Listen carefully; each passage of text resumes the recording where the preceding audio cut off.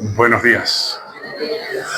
Qué privilegio es acompañarles, amados hermanos y amigos de J. Vargas. Es un gusto estar con ustedes. Y gracias por estar dispuestos a hacer las cosas con un orden diferente esta mañana. No fuera de orden, sino un orden diferente.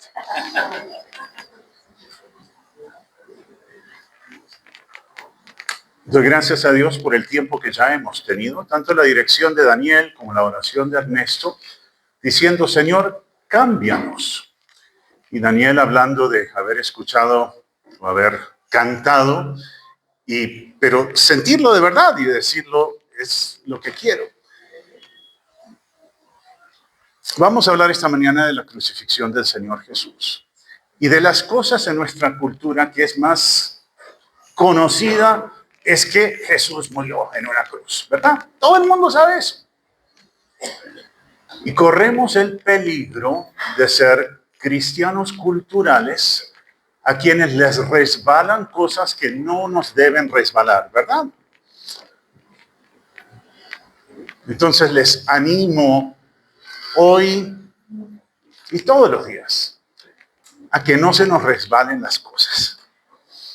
Hacer un alto y decir, esto es bien importante. Vamos a orar. Padre, gracias por este tiempo. Gracias por lo que ya hemos considerado, este tiempo de ponernos a tu disposición, ponernos a tus órdenes. Y es lo que debemos hacer. Y es muy fácil decir que lo hacemos y no hacerlo. Entonces oramos que tú, en verdad, nos hagas sensibles a lo que tú quieres. Gracias por darnos este tiempo. Oramos por la salud de la hermana Carlina. Oramos por su restauración. Oramos por sabiduría para la familia Vanegas. Y gracias por darnos este tiempo juntos. En el nombre de Jesús. Amén.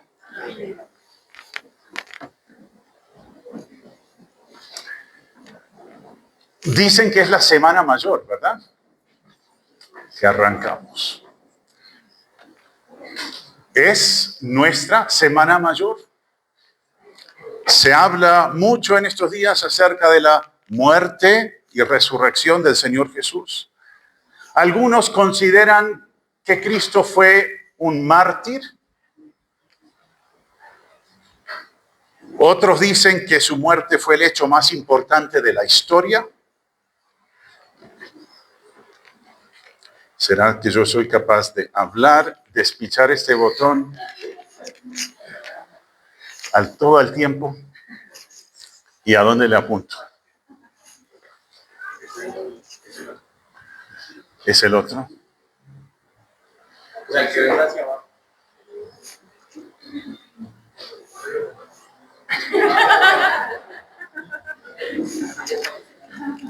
Vamos a hablar del Señor Jesús, su humillación y su victoria. ¿Qué tiene que ver la muerte de Jesús con tu vida? O sea, es simplemente saber, es una semana donde tengo algo de vacaciones y es un ritmo diferente. O, a ver, ¿a dónde vamos a pasear esta semana? ¿Qué tiene que ver la muerte de Jesús en la cruz con tu vida? Y en particular con tu búsqueda de propósito y satisfacción. ¿Cómo encaja la realidad de la muerte del Señor Jesús con lo que estás viviendo? Si ya tienes una relación personal con Jesucristo, ¿qué impacto tiene sobre tu vida el sacrificio del Señor Jesús?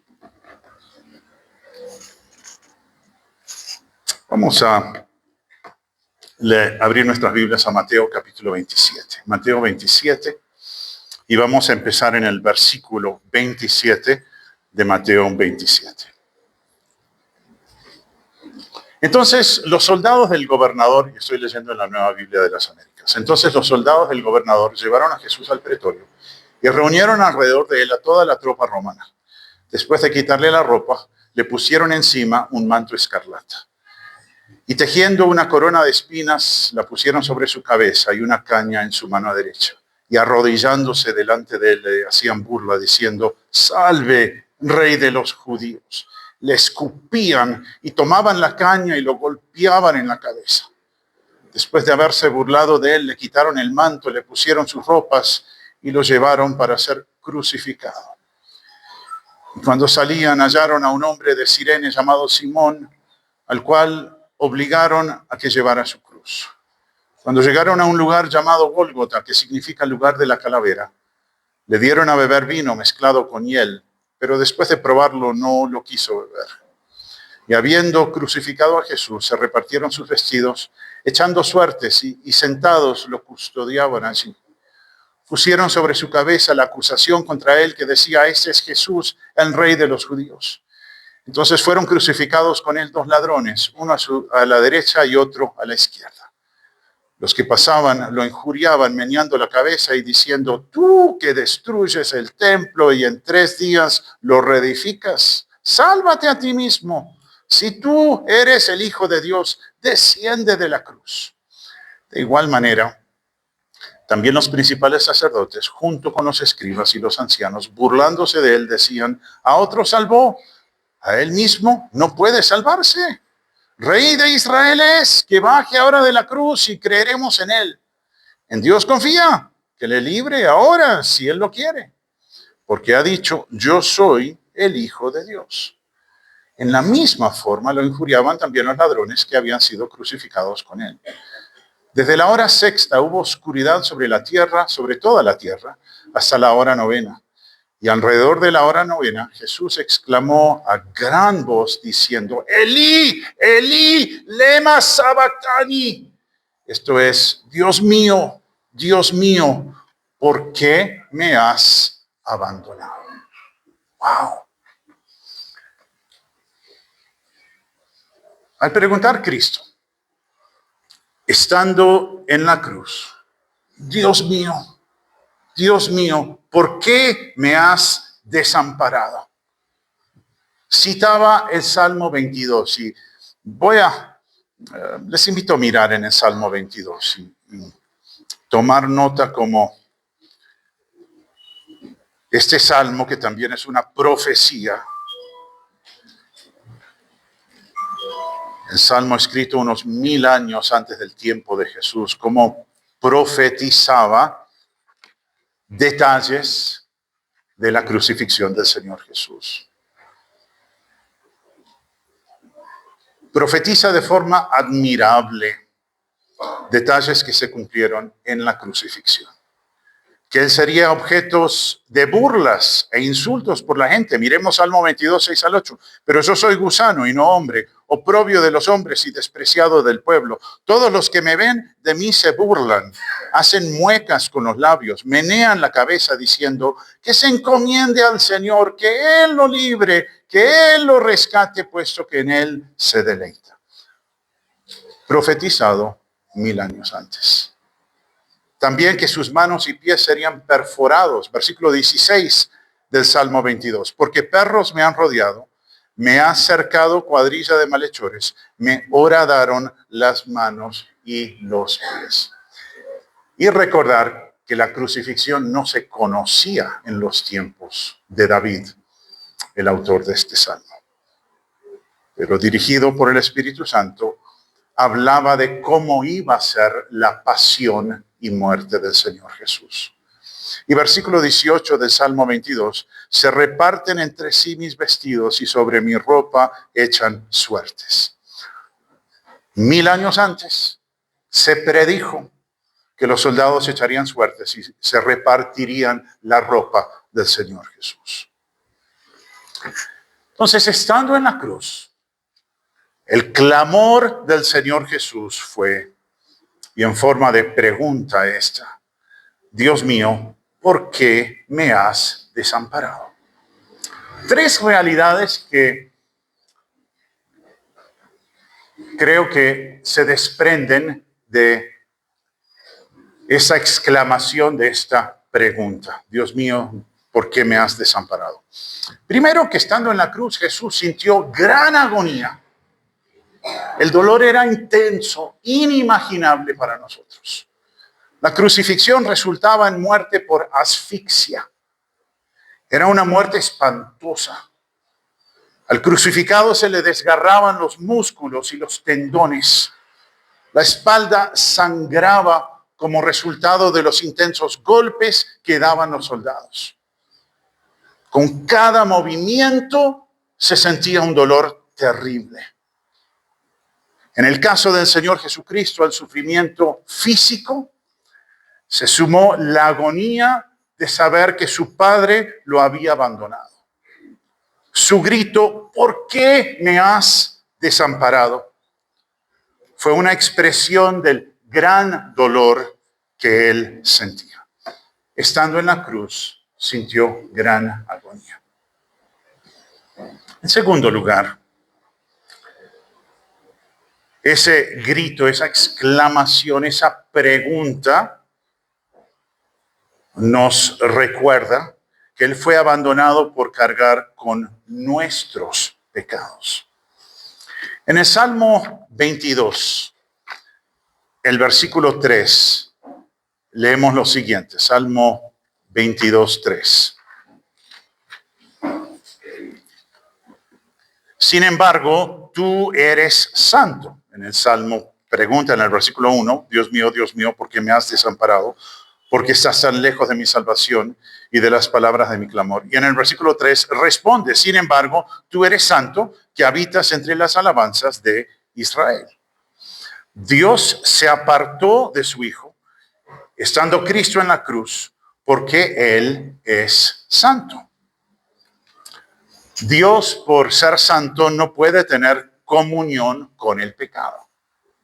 Por eso tuvo que volverle la espalda a su Hijo amado, quien en ese momento llevaba sobre él, sobre su cuerpo, el pecado del mundo entero. El Padre y el Hijo habían gozado de una armonía sin interrupción desde la eternidad.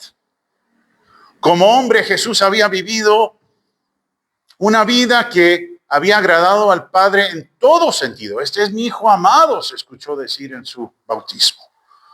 2 Corintios 5:21 nos dice que Él no conoció pecado. Sin embargo, en la cruz, tomó sobre sí el pecado de todo el mundo.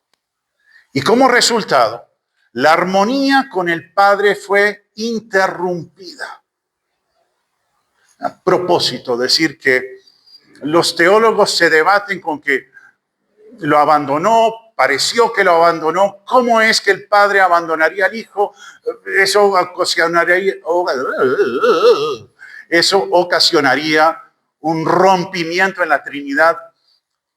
Les cuento que esos problemas no los tengo yo que resolver. La Biblia dice que Jesús gritó, Dios mío, ¿por qué me has desamparado? Entonces usamos ese lenguaje sabiendo que hay algunas realidades mucho más allá de nuestra comprensión. ¿Sí? ¿Está bien? Cristo, dice 1 Pedro 2:24, llevó él mismo nuestros pecados en su cuerpo sobre el madero, para que nosotros, estando muertos a los pecados, vivamos a la justicia, y por cuya herida fuisteis sanados. ¿Cuánta verdad hay allí? 1 Pedro 2:24. Él mismo llevó nuestros pecados en su cuerpo sobre el madero, para que nosotros, estando muertos a los pecados, vivamos a la justicia, y por cuya herida fuisteis sanados. Nada de que para que tengan unos días libres para que puedan salir a pasear. Y si puede salir a pasear, qué chévere. Pero realmente el motivo por el cual Jesús se entregó a la muerte es para que nosotros, estando muertos a los pecados, vivamos a la justicia. Ese es el propósito por el cual Jesús entregó su vida. Y cuando hablamos de que lo que cantemos lo entendamos y que nos dé miedo, creo que lo mismo, al pensar en la muerte del Señor Jesús, decir, ¿esto está afectando a mi vida o es una verdad que yo conozco y repito? pero realmente tomo por sentado.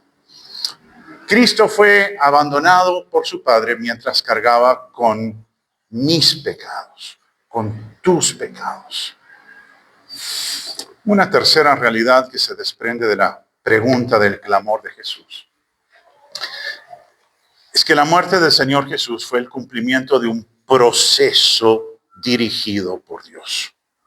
Cristo citó la profecía del Salmo 22, o al citar la profecía del Salmo 22, nos debe ayudar a nosotros a comprender que su muerte en la cruz no fue simplemente un evento trágico de la historia, que se me llenan de lágrimas los ojos porque qué injusticia, qué terrible que un hombre tuviera que sufrir así. No solo un evento trágico de la historia, sino el cumplimiento del plan de Dios, de proveer un medio por el cual todos podrían ser librados del pecado. La muerte de Jesús fue un evento completamente conocido por Dios y planeado por Dios. Fue de acuerdo con su propósito. Primera de Pedro 1, 18 al 20. Primera de Pedro 1, 18 al 20.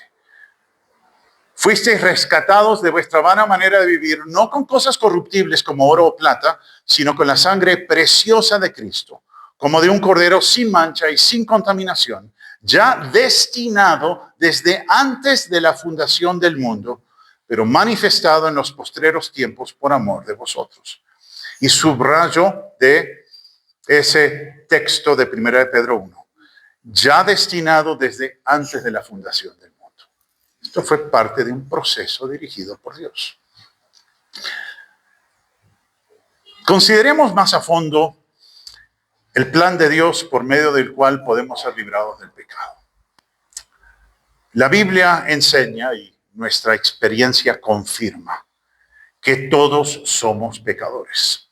Ninguno de nosotros cumple todas las normas establecidas por Dios. Dios exige la perfección.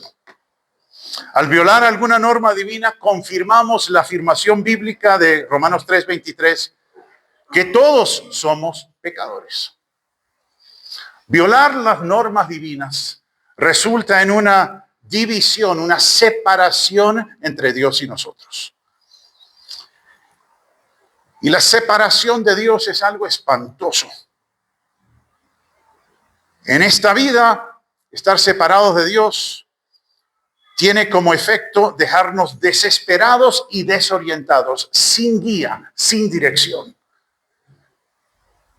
Pero los efectos de la separación de Dios son aún más terribles después de la muerte, ya que la separación de Dios es eterna en un lugar llamado el infierno, donde el dolor y el sufrimiento son inimaginables para quienes no han reconocido a Jesús como su Salvador y Señor. Pero eso no es todo. Además de ser santo, Dios es compasivo y ama a todo el mundo, aunque lo que les voy a decir parezca demasiado bueno como para creerlo. La verdad es que Dios siente compasión hacia quienes se han rebelado contra Él. Y Dios anhela tener una relación estrecha con cada persona. Dado que ninguno es capaz de cumplir al pie de la letra las normas divinas, la única esperanza de reconciliación con Dios es que Él modifique sus requisitos o que Él mismo pague el precio de nuestra rebelión. Y el plan de Dios, el plan perfecto de Dios tuvo su cumplimiento hace 2000 años, cuando Cristo sufrió el castigo que merece nuestra desobediencia. Jesús, el Hijo de Dios, tomó forma humana y cumplió perfectamente todas las normas divinas. A pesar de que no pecó ni una sola vez, estuvo dispuesto a soportar la pena que acarrea nuestro pecado. En la cruz Él cargó con la agonía de la separación de Dios. El Hijo de Dios fue, según lo dice Isaías 53:5, herido por nuestras rebeliones, molido por nuestros pecados. El perfecto Hijo de Dios herido por nuestras rebeliones, molido por nuestros pecados. Después de su muerte en la cruz, el cuerpo de Jesús fue puesto en una tumba. Y a los 3 días Él resucitó, probando que había sido aceptado su sacrificio en la cruz en pago de nuestro pecado, en pago del desacato nuestro a las normas establecidas por Dios. Dado que Cristo murió y resucitó, nosotros podemos tener una relación estrecha con Dios. Y para gozar de tal relación, una relación estrecha con Dios, debemos reconocer que por ser pecadores, somos culpables delante de Dios. Y que nuestra única esperanza de salvación se encuentra en el castigo que sufrió Jesús a causa de nuestra desobediencia. Debemos entregarle a Cristo el control de nuestras vidas. Y a los que toman esa decisión, Dios promete perdón y salvación y una relación personal con Él que nunca se acaba. Es la mejor noticia de todos los tiempos. El apóstol Pablo explicó cómo entrar en una relación personal con Dios en Romanos capítulo 10 y en el versículo 13 dijo: todo aquel que invocare el nombre del Señor, todo aquel que quiera ser salvo, y lo explicó antes como confesar con la boca que Jesús es el Señor y creer con el corazón que Dios lo levantó de los muertos. El que invoque el nombre del Señor de esa forma será salvo. Es así como podemos ser librados del pecado. Por un lado, la salvación es una transacción completada que trae perdón y restauración inmediatos. En ese sentido es una obra finalizada, pues Jesús pagó una vez para siempre nuestra deuda, una sola vez. Por otro lado, la salvación es el comienzo de una aventura que perdura más allá de esta vida. Es un proceso, dice 1 Pedro 1:9, que ustedes están siendo salvos.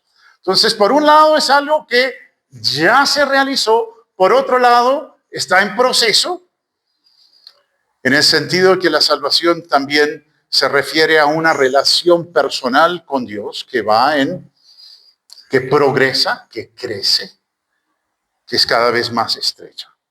Romanos 8, 29 y 30 afirma que la esencia de la vida cristiana es imitar a Jesús, reflejar su carácter, o como lo dice allí en Romanos 8, conformarse a la imagen de su Hijo, ser más parecido a Él. Si yo pienso como Cristo, me comporto como Cristo y hablo como Cristo, obedezco al llamado de Dios. Para eso Él me salvó. Pero si el carácter de Cristo no se refleja en mi vida, estoy fallando, pues no estoy cumpliendo con el propósito de Dios para mi vida. Este reto de estar viviendo, disfrutando la salvación, este reto puede expresarse por medio de las siguientes preguntas que yo me hago. ¿Ve a Cristo en mí la gente que me rodea? ¿Lo ve mi esposa? ¿Lo ven los demás? ¿Trato a los demás como lo haría Cristo? ¿Ha hecho una diferencia en mi vida, mi relación con Cristo? ¿Soy mejor esposo, padre, empleado, amigo, como resultado de ese vínculo con Cristo? Yo puedo hablarle a todo el mundo sobre la importancia de tener una relación personal con Dios por medio de Jesús. Pero si ellos no ven que conocerle al Señor ha hecho una diferencia en mi vida, me tendrán por un hipócrita. En cambio, si mi carácter es como el de Cristo, podré ser malentendido, ridiculizado, desechado y rechazado, como lo fue el Señor Jesús. Pero habré sido obediente a Dios. Y escojo antes lo segundo: padecer con Él. La Biblia también enseña que la salvación tiene una dimensión futura, pasado, presente y también futura. Es un gran privilegio tener una relación personal con Cristo en esta vida, pero será aún más grandioso estar con Él para siempre en el cielo. Y nos gloriamos en esa esperanza, dice Romanos 5:9. La salvación brinda una relación cercana con Dios. Al entregarle el control de nuestra vida a Jesús, iniciamos una nueva vida. Y nuestra relación personal con Cristo le da sentido a la vida. Nuestra relación personal con Cristo proporciona dirección y esperanza. Qué bueno tener al Señor como nuestro pastor que nos dirige. Y esa vida con Cristo, lo sé, es 1000 veces mejor que la vida que yo tenía sin Él. Infinitamente mejor. Jesús la llamó vida abundante o plenitud de vida o la mejor vida que uno podría tener. Cuando muere, el cristiano entra en una nueva fase de vida, de su andar con Cristo. En el cielo, su relación personal con Dios no tendrá las limitaciones que tenemos mientras estamos en la tierra. Y ya con un cuerpo glorificado gozaremos de una relación perfecta con Dios que durará por toda la eternidad. Son grandes verdades. ¿Afectan esas verdades mi vida, tu vida? Primera de Juan 3, y les invito a mirar allí. Primera de Juan 3, 1 al 3. Miren cuán gran amor nos ha otorgado el Padre, que seamos llamados hijos de Dios. Y eso somos, por eso el mundo no nos conoce, porque no lo conoció a Él. Amados, ahora somos hijos de Dios y aún no se ha manifestado lo que habremos de ser. Pero sabemos que cuando Cristo se manifieste, seremos semejantes a Él porque lo veremos como Él es. Y todo el que tiene esa esperanza puesta en Él se purifica así como Él es puro. Tener esperanza debe llevar a algo, a pureza de vida. Entonces ahí se describen los aspectos presentes y futuros de la salvación. Ahora somos hijos de Dios y seremos semejantes a Él. La esperanza de la glorificación debe marcar a quienes gozamos de una relación personal con Jesús. Todo aquel que tiene esta esperanza en Él se purifica a sí mismo, así como Él es puro. Regocijémonos en la maravilla de la glorificación. Pero no nos limitemos solo a eso, a tener esperanza y anhelar el futuro. Eso me anima. Y es importante. Pero además debe llevar a una pureza de vida. La mayoría de los pasajes bíblicos que se refieren al aspecto futuro de la salvación contienen un llamado a ser puros, a ser imitadores de Cristo. Brillemos como una luz, vivamos vidas santas, con el ojo puesto en el futuro, pero también con los pies en la tierra y viviendo una vida que refleja semejanza al Señor Jesús. Quienes tenemos una relación personal con Cristo debemos preguntarnos, ¿cómo afecta mi vida la certeza de la venida de Jesús? Se nota que tengo un deseo intenso de ser más como Cristo. ¿Estoy creciendo en la gracia? Cuando se menciona la muerte de Jesús, digo, sí, bueno, listo. ¿Y siguiente tema? O paro y digo, ¿cómo es posible que el Santo Hijo de Dios haya entregado su vida por mí?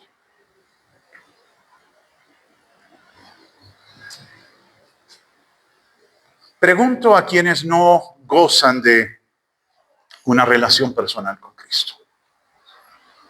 ¿Te llama la atención la posibilidad de conocer personalmente a Dios? ¿Te gustaría? ¿Deseas tener una vida llena de sentido, de valor y de esperanza? Te animo a rendirle hoy mismo el control de tu vida a Jesucristo. Si tienes preguntas sobre esa decisión, por favor, habla con alguien que pueda ayudarte. Sería un privilegio hablar contigo acerca de la nueva vida que Cristo te ofrece y desea brindarte.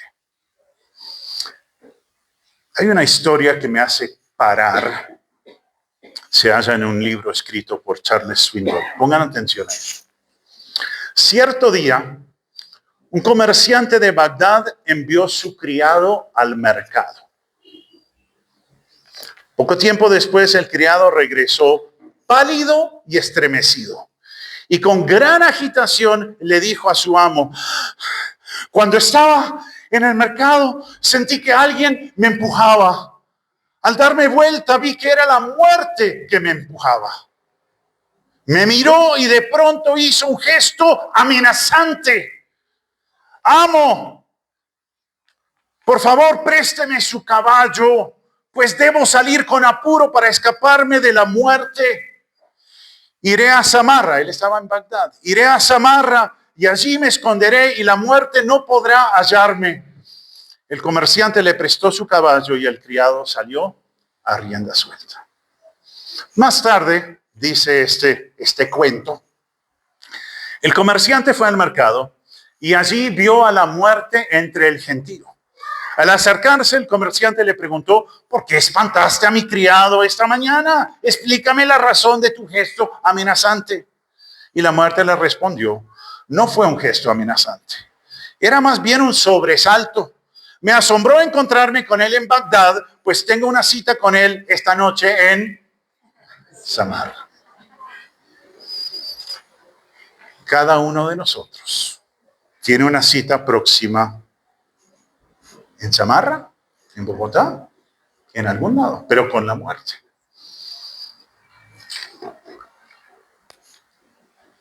Cristo se enfrentó a la agonía de la crucifixión para darte la oportunidad de recibir el perdón de tus pecados. Él sintió gran agonía al ser abandonado por su Padre, para que tú pudieras vivir una vida llena de propósito y satisfacción, con gozo.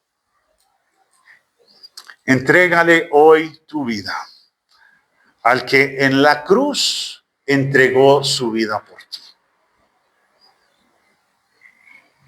Y debes saber que quien rehúsa entregar el control de su vida a Jesucristo, a esa persona le espera un fin muy distinto, no un fin lleno de gozo, sino un fin muy triste. Pues pasará la eternidad en el infierno, separado por siempre de la presencia de Dios. Y aunque la decisión es tuya, te contamos que nosotros aquí te amamos y no quisiéramos que tuvieras ese fin. Por eso hacemos lo que hacemos. Porque estamos convencidos de que todo el mundo necesita al Señor Jesús. Vamos a orar. Padre, gracias por darnos este tiempo. Gracias porque el Señor Jesús padeció la muerte, siendo Él inocente, por amor a nosotros, para que vivamos a la justicia. Gracias porque podemos conocerte a través de Jesús. Gracias porque todos nuestros pecados pueden ser perdonados. Ayúdanos a vivir con propósito y que se note que valoramos la obra del Señor Jesús. Y oramos por salvación de quienes aún no conocen personalmente a Cristo. En su nombre oramos. Amén.